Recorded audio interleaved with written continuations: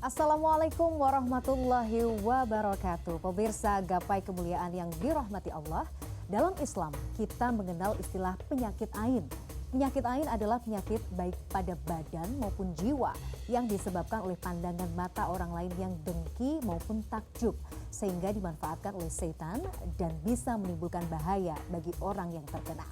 Nah, untuk membahas tema yang sangat menarik ini terkait waspadai penyakit ain, sudah hadir bersama saya di studio seperti biasa Ustadz Hilman Fauzi. Assalamualaikum Ahilman. Waalaikumsalam warahmatullahi wabarakatuh. Sehat ya? Alhamdulillah sehat walafiat. Senang melihat Ahilman sehat dan senantiasa bisa berbagi ilmu bagi para pemirsa gapai kemuliaan. Amin. Saya juga mengingatkan bagi Anda pemirsa yang juga memiliki pertanyaan, Anda bisa menyampaikan pertanyaan Anda melalui email yang tertera di layar kaca. Langsung Ahilman. Ya. Ini pada saat dulu saya baru-baru belajar terkait penyakit ain tuh saya sempat mikir begini.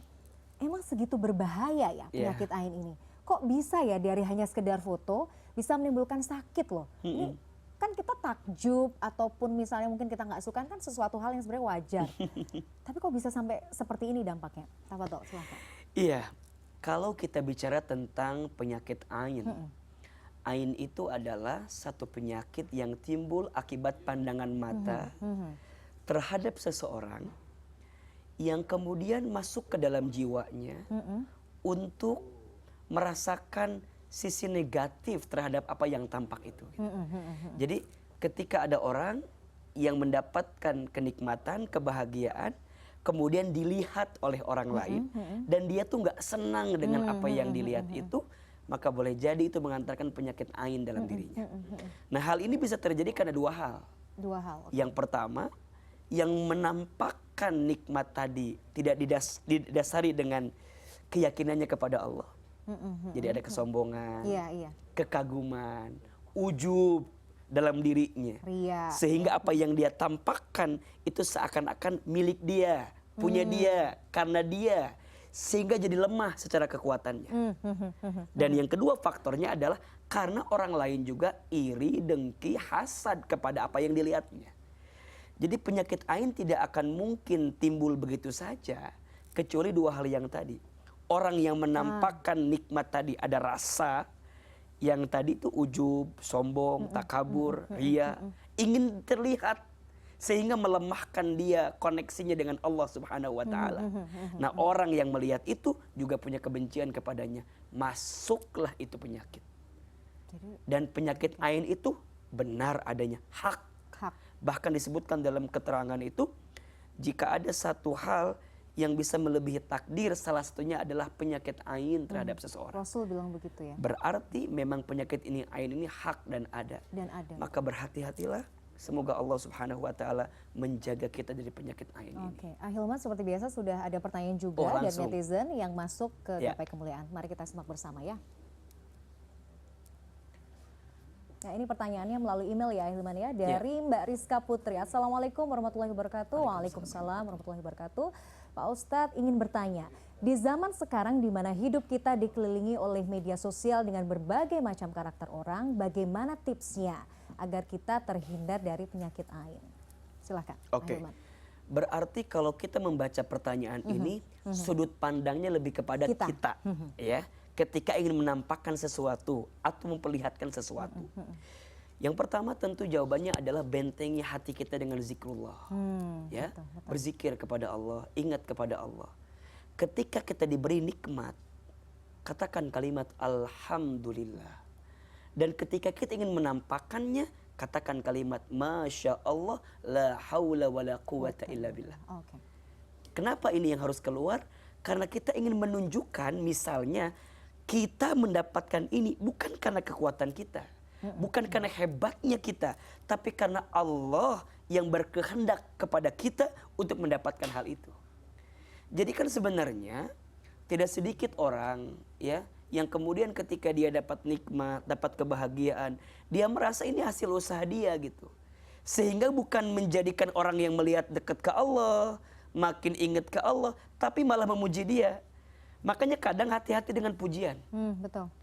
Karena nyamuk mati akibat tepuk tangan biasanya. Iya, betul. Kebanyakan ditepuk, nyari sambil nyari ya. Akhirnya jadi mati. Yang namanya pujian, kalau pujian itu tidak mengantarkan orang yang muji makin ingat ke Allah, hati-hati. Maka bentengi kita dengan zikrullah tadi. Lah Ahilman, kalau misalnya kita dipuji nih, terus gimana ya caranya ya langsung supaya paling tidak kita jadinya nggak ria, nggak sombong gitu. Makanya tadi kekuatan kalimat Masya Allah la haula wa la quwata illa billah, semoga jadi benteng itu. Nah nextnya, ini pelajarannya. Kadang tidak semua harus kita tampakkan di media sosial. Nah, betul. Belajar lebih rendah hati. Belajar untuk kemudian kira-kira kalau saya share ini bermanfaat nggak ya? Terus mengantarkan madorot nggak ya? Jadi menimbang-nimbang itu perlu ya? Perlu berhati-hati. Makanya ada bahasa begini kata guru saya. Kalau kamu ingin ceritakan tentang romantisnya keluargamu, jangan depan orang yang belum punya keluarga. Itu betul. Iya. Kalau kamu sedang menceritakan kekayaanmu, jangan ceritakan kepada orang yang diuji dengan kemiskinannya. Iya kan? Ini mohon maaf, kadang tidak sedikit ya. Kalau sedang reuni, kadang suka dijadikan ajang pamer, ajang pamor. Betul. Ada sekelompok teman-teman yang kemudian bestinya tuh circle-nya di situ. Dia ngomonginnya tentang kesuksesan. Kita tuh lupa boleh jadi teman kita yang tidak punya nasib sama dengan kita. Bukankah reuni itu datangnya untuk mengingat apa yang pernah kita lakukan waktu di sekolah? Jadi kalau pas ketemu tuh kan nggak sedikit teman-teman yang gue nggak mau datang. Kenapa? Iya, males. Kadang males. Jadiin buat tempat pamer doang dan seterusnya. Nah ini juga jadi pelajaran buat kita. Tidak semua harus kita tampakkan kepada setiap orang. Makanya lihat-lihat nih. Kalau saya cerita satu hal, ada manfaatnya nggak? Ada madorotnya nggak ya? Kira-kira kalau orang dengar ini akan terinspirasi nggak ya? Nah makanya pentingnya caption. Betul. Pentingnya penjelasan. Pentingnya menyampaikan apa maksud dibalik apa yang kita sampaikan. Walaupun dia bilang gini, tapi kan tetap aja orang kalau udah benci aja sama kita. Kita mau ngapa-ngapain juga kan gitu kan. Tapi kan minimal kita bentengi. Ya udah mah orang tuh benci sama kita, terus kita komporin, kan jadi makin benci. Maka zikir kekuatannya. 2, Masya Allah la haula wa la quwata, kembalikan kepada Allah sebagai bagian kekuatan itu. Dan yang ketiga, belajar lebih tawadhu. Ya, jangan semuanya serba dipamerkan, dipamorkan. Kadang perlu ada waktu untuk menyembunyikan setiap kenikmatan yang Allah berikan untuk kita. Setuju. Posisikan juga misalnya kita sebagai nanti yang melihat seperti apa ya Ahilman ya. Kira-kira kalau saya posting ini, ya benar tadi, seperti tadi Ahilman bilang, menyinggung nggak sama teman saya yang misalnya belum. Makanya ada satu akhlak yang baik ini. Berkatalah sesuatu yang kamu, jika orang lain berkata itu kepadamu, kamu akan bahagia mendengarnya. Berbuatlah sesuatu yang jika orang lain berbuat itu kepadamu, kamu juga akan bahagia dengannya. Sama, postinglah sesuatu di sosial media yang jika kamu melihat postingan itu di orang lain juga akan mengantarkan kebahagiaan untuk dirimu. Jadi itu akan jadi lebih berhati-hati dengan apa yang kita tampilkan tadi. Betul. Ahilman, tapi begini, yang juga jadi menarik, bagaimana kita mengindikasi misalnya, kayaknya mungkin kita kena ain. Karena kan sebenarnya tidak ada juga yang bisa memastikan 100%, mungkin kita ini juga kena ain gitu. Tapi mungkin ada tanda-tanda yang mungkin kita bisa pahami. Iya. Yang pertama memang yang paling kelihatan adalah ada penyakit yang kemudian nempel ya dalam diri kita. Makanya kadang penyakit ain itu kan timbul dari fisik kita gitu. Benar-benar dirasakan oleh badan kita ya. Ada sesuatu yang misalnya kurang nyaman lah gitu, kurang enak. Atau boleh jadi ketika kita tidak bisa menikmati kenikmatan itu. Iya. Misalnya ya ada orang yang diberikan harta misalnya. Hartanya dia tampakkan kepada orang lain. Tapi dia tidak merasakan kebahagiaan di balik harta itu. Betul, tidak merasakan kebahagiaan, kok nggak tenang kok nggak tenang ya, kok kayaknya kan harusnya ini tuh bikin kita nikmat, tapi kok jadi bikin apa gitu. Nah, setuju. Boleh jadi itu ada indikasi sedikit gitu ya dari apa yang tadi dimaksudkan tentang ain tadi. Jadi bisa tumbuhnya ke fisik, jika itu bicara tentang nikmat fisik, atau bisa ke harta. Makanya coba istighfar. Kalau dari bagian harta mana nih yang kemudian mohon maaf tanpa sadar kita tampakkan ke orang, merasa kita jadi lebih baik dari orang dengan harta itu. Dan kita mendapatkan kegelisahan di balik apa yang kita dapatkan. Boleh jadi ada penyakit ain yang tumbuh dalam diri kita. Maka bagaimana cara mengobatinya? Segera ingat kepada Allah. Jadikan nikmat ini untuk jalan dekat ke Allah. Itu poinnya. Jadi kita itu ketika dikasih nikmat harus jadi jalan dekat ke Allah. punya harta, punya pangkat, punya jabatan, dikasih keluarga, ya, dikasih pasangan. Itu semuanya kudu jadi jalan dekat ke Allah, bukan jadi jalan membanggakan diri kita. Karena bukan itu yang jadi patokannya. Ujungnya kalau semua perangkat nikmat ini jalan untuk kita ngebanggain diri, ketika ada orang yang gak suka, maka ain itu masuk ke dalam apa yang dititipkan itu. Jadi kalau kita merasakan tubuh mulai gak enak, ya, kadang kan juga di wajah kadang-kadang ngaruh gitu ya, di harta kadang-kadang gak bawa kebahagiaan, segera istighfar. Mungkin ada sesuatu yang kita lupa dari nikmat yang Allah berikan kepada kita. Hati-hati betul ya, makanya menjaga betul begitu. Nah Hilman, tadi kan pertanyaan netizen itu berkaitan dengan bagaimana kita kemudian ya harus bersikap gitu. Nah sekarang misalnya orang lain, jadi kita meresponnya seperti apa? Karena penyakit ain itu datangnya bukan karena satu subjek saja, tapi dari dua kan. Maka nanti ketika kita melihat ada kenikmatan dari orang lain yang ditampakkan, hendaklah kita juga ingat ke Allah. Makanya kalau kalimat kitanya adalah Masya Allah tabarakallah, atau Masya Allah barakallahu fiq. Jadi ada doa yang kita sematkan kepada orang yang mendapatkan nikmat itu. Dan kita tuh harus percaya ya, setiap doa yang kita lantunkan untuk orang lain, hakikatnya kembali kepada kita. Makanya kalau ada seseorang yang diizinkan oleh Allah mendapatkan kebaikan, doain. Satu, semoga orang itu dapat keberkahan dari apa yang dia dapatkan. Dan yang kedua, mudah-mudahan kebaikannya nular sama kita. Ini perkara yang kecil, tapi dalam.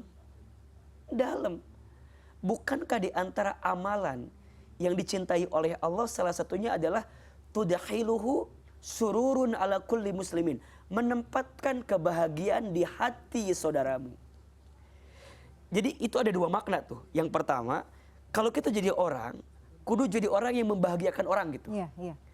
Atau yang kedua, kalau orang lain punya kebahagiaan, kita tuh harus ngerasain bahagia sama orang yang mendapatkan kebahagiaan itu. Dah boleh jadi nikmat yang Allah berikan kepada kita diberikan karena kita bahagia dengan kebahagiaan orang. Jadi nggak ada istilah SMS itu tuh. Susah melihat orang senang, senang melihat orang susah. Orang yang begitu dua ruginya. Rugi yang pertama, dia tidak mendapatkan kebaikan dari apa yang orang lain dapatkan. Dan yang kedua, dia juga rugi menghambat datangnya kebaikan dari Allah Subhanahu wa Ta'ala. Jadi boleh jadi Mbak Mila, kita tuh nggak dapat kebaikan. Bukan karena kita nggak baik, tapi karena kita iri sama kebaikan orang lain. Gitu. Oke, menarik ya. Nanti kita lanjut lagi. Pemirsa jangan kemana-mana, Gapai Kemuliaan akan kembali setelah yang satu ini.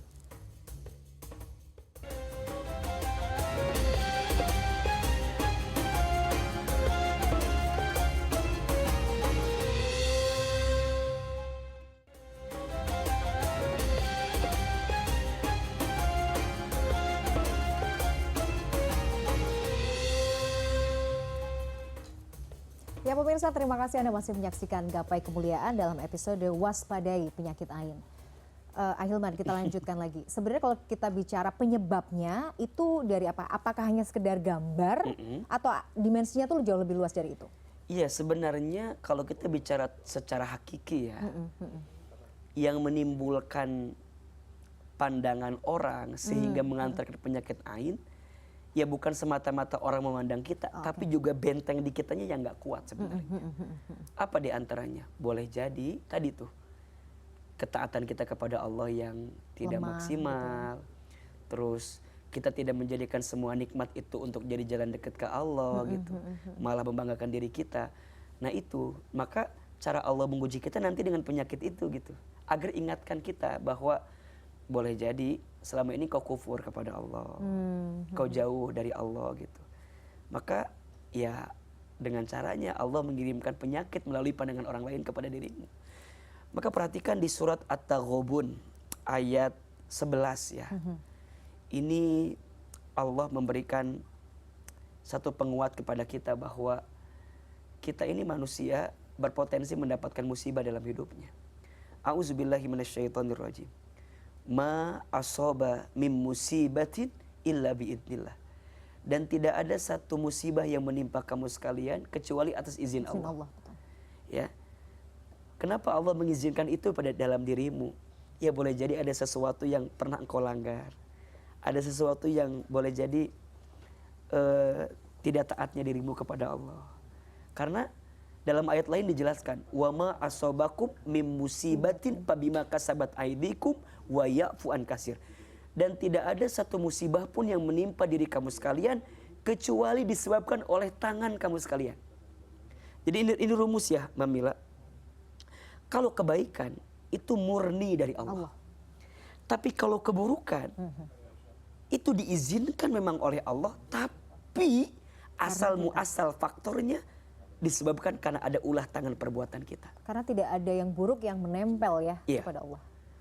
Wa ma asob gini, ma asobaka min hasanatin faminallah, wa ma asobaka min sayyiatin famin nafsik. Dan apa-apa yang baik itu dari Allah. Dan apa-apa yang buruk menimpamu famin nafsik, disebabkan karena ulah perbuatan dirimu. Ya, diizinkan oleh Allah gitu kan. Untuk apa? Wa ya'fu an katsir, untuk memaafkan dirimu. Maka begini, kan tidak mungkin penyakit ain itu timbul kalau bukan karena ulah kita. Bukan karena perbuatan kita, pasti karena perbuatan kita. Maka illa biiznillah, kecuali Allah izinkan. Nah, maka apa nextnya? Wa may yu'minu billahi yahdi qalbah. Dan barang siapa yang beriman kepada Allah, Allah akan tunjukkan ke dalam hatinya jalan terbaik. Berarti lihat, kita menampakkan sesuatu, orang lain melihat itu, benci sama kita tuh.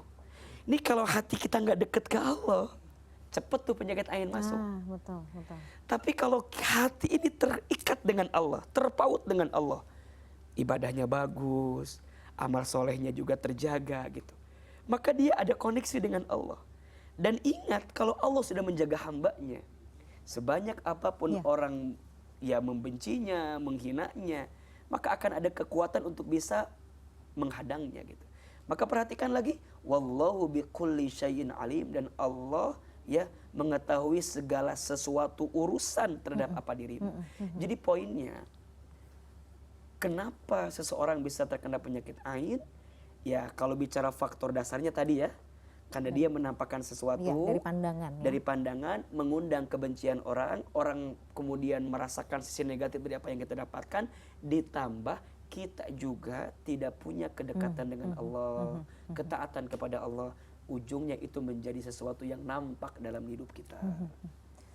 Jadi justru sekarang itu tantangannya akan semakin besar dong Ahilman ya, dengan adanya media sosial. Betul. Artinya tuntutan ketaatan kita kepada Allah juga harusnya lebih lagi gitu loh. Iya. Orang tuh makin beriman, ujiannya makin berat. Iya kan?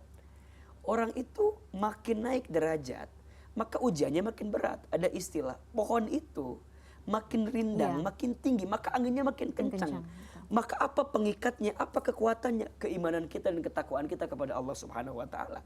Maka di tengah kondisi yang kita alami hari ini, maka hadirkan ketaatan yang maksimal kepada Allah.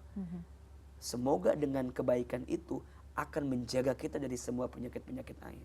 Makanya kan ya baca Quran, itu kan diantara yang bisa menjaga diri kita gitu kan. Zikir gitu kan. Pagi petang itu juga zikir bagus pagi ya. dan petang, doa. Gitu. Ini diantara yang bisa menguatkan kita. Ya jaga sholat, kalau dikasih harta jaga sedekahnya, gitu kan, jaga infaknya gitu. Kalau dikasih jabatan dijaga kebermanfaatannya. Jadi semuanya itu kudu jadi jalan dekat ke Allah. Itu poinnya. Oke. Nah Ahilman, kalau kemudian kita qadarullahnya sakit gitu ya, dan kita kayaknya mengindikasi, aduh jangan-jangan nih, penyakit karena ain. Mungkin penyakit ain karena kemarin-kemarin kayaknya saya posting apa-apa misalnya begitu. Apa yang harus kita lakukan? Ya pertama bersabar. Terima dengan keadaan bahwa kita diuji dengan ini.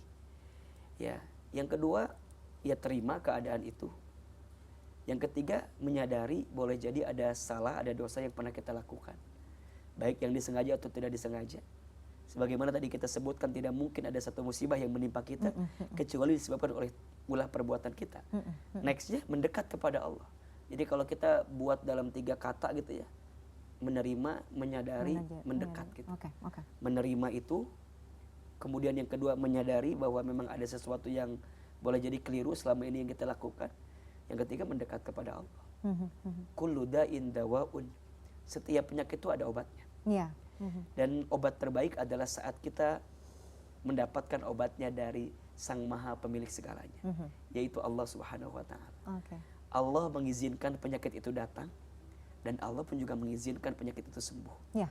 Maka jangan minta kesembuhan kepada selain Allah, karena yang hanya bisa menyembuhkanmu adalah Allah Subhanahu wa Ta'ala. Masya Allah. Maka nanti kan ada istilah ruqyah gitu ya, ruqyah yang bisa kita lakukan.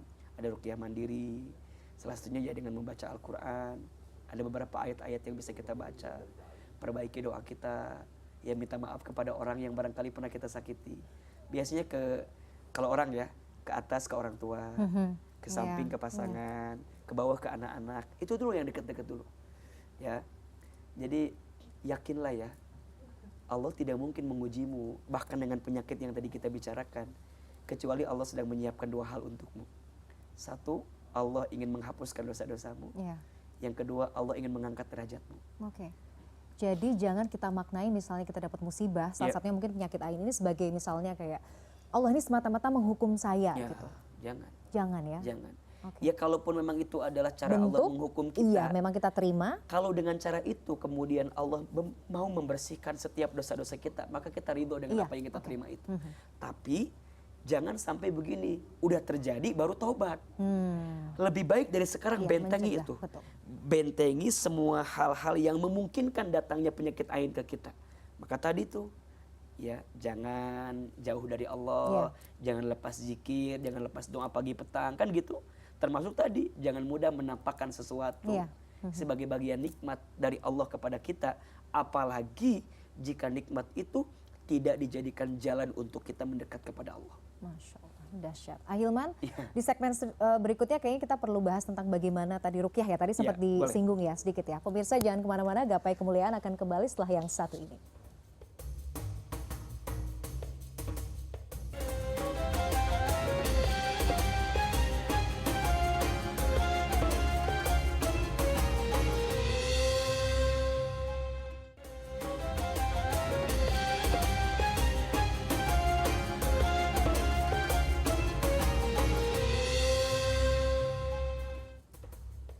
Ya pemirsa, terima kasih Anda masih menyaksikan Gapai Kemuliaan dalam episode Waspadai Penyakit Ain. Ahilman, saya beberapa kali melihat misalnya dalam postingan media sosial, ada yang memposting tapi tidak memperlihatkan muka, menutup misalnya dengan stiker atau ya seperti itulah begitu. Itu sebenarnya juga bagian dari cara untuk mencegah ya, membentengi diri dari penyakit ain ya sebenarnya. Dan itu boleh-boleh saja untuk dilakukan ya. Iya, itu adalah bagian mungkin untuk menjaga hati ya, menjaga diri agar tidak terkena ain. Ya sah-sah saja. Akan tetapi juga jangan sampai begini. Orang yang menutupi dengan cara seperti itu menyalahkan orang yang membuka. Iya, kadang-kadang. Kadang-kadang kan kita suka tanpa sadar gitu. Betul. Kita udah menutupinya baik, tapi juga jangan mudah kemudian kita melihat orang yang buka, ngapain sih? Gitu. Kok dia kayak gitu? Nah, sama aja nyinyir juga sama aja kan pada akhirnya betul. Engkau menutupi matanya tapi engkau membuka mulut untuk kemudian menghina orang yang membukakan itu. Pada akhirnya ain itu kan muncul karena hasad ya. Iya. Karena iri dengki, karena kebencian kepada apa yang kita lihat. Maka poin jawabannya adalah belajarlah untuk tidak membenci siapapun, udah itu aja. Hati ya sebenarnya itu permasalahannya tuh di hati gitu. Karena yang kita lihat nih, kalau di sini masih ada hasad, tetap aja gitu. Orang itu akan keluar kalimat-kalimat yang kemudian menunjukkan sesuatu yang mengarahkan kita pada sesuatu yang buruk gitu.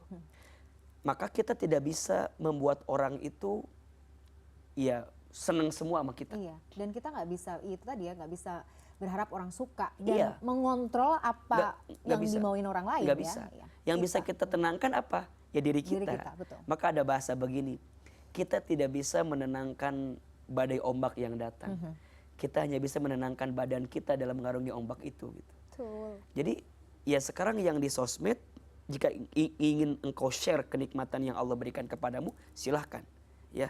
Tapi bentengi dengan zikirmu, dengan doamu, dengan kekuatan doa Masya Allah, la haula wa la quwata illa billah. Kemudian belajar lebih tawadu. Orang nanti akan melihat kita seperti apa. Ini kadang-kadang jadi kepancing dua-duanya. Jadi orang yang komen nih, mohon maaf ya kadang-kadang tidak beretika. Kita juga yang di komen kadang-kadang gak tahan. Ujungnya jadi berantem dua-duanya. Bukankah kemarahan itu simbol dari sesuatu yang akan buruk datang dalam hidup kita? Jadi kitanya gak nahan, Kemudian ini juga orang nggak suka sama kita, ya jadilah sesuatu. Makanya ini konsekuensi ya. Kalau udah di sosial media, berarti kita juga harus siap dengan yang pro, dengan yang kontra, yang suka, dengan yang tidak. Itu pilihan yang kamu ambil ketika engkau ingin menampilkan sesuatu di situ. Iya kan? Ya kalau nggak mau ya nggak usah main sosial media gitu bahasanya iya ya. Kan? Ya. Maka sekarang belajarlah untuk menatap setiap orang dengan penuh kasih sayang aja. Ya. Karena kalau di mata ini kasih sayang, maka yang akan terjadi adalah semua kebaikan. Ada orang yang hari ini misalnya diberikan kebaikan, maka kita akan berdoa, semoga Allah berikan kebaikan yang sama untuk diriku. Kalau sekarang ada orang yang ditampakkan keburukan, maka kita akan berdoa, ya Allah tutup aibnya dan berikan kekuatan diriku agar tidak masuk ke dalam keburukan yang juga dilakukan oleh dirinya gitu. Jadi semuanya saling menjaga, maka insya Allah. Tetapi ya kenapa Nabi peringatkan tentang penyakit ain? Karena pasti akan ada di antara kita ya penyakit-penyakit seperti ini. Kuncinya di kita ya Hilman. Kuncinya di kita. Bentengi itu tadi. Diri kita. Nah bicara soal membentengi, selain kemudian zikrullah, baca Quran dan melaksanakan ibadah-ibadah lain gitu ya. Kalau sudah terkena kan mungkin salah satu hal yang bisa kita lakukan adalah dengan ruqyah. Ada nggak ruqyah sederhana yang mungkin kita bisa praktekkan sehari-hari? Iya. Salah satu di antara ya doa yang bisa kita baca, salah satunya kan ayat kursi ya. Itu juga bisa kita hadirkan. Kemudian beberapa ayat dalam Al-Quran yang sering dijadikan sebagai ayat untuk ruqyah juga bisa kita lakukan. Ya, poin utamanya adalah doa pada akhirnya. Maka jangan pernah berhenti berdoa kepada Allah.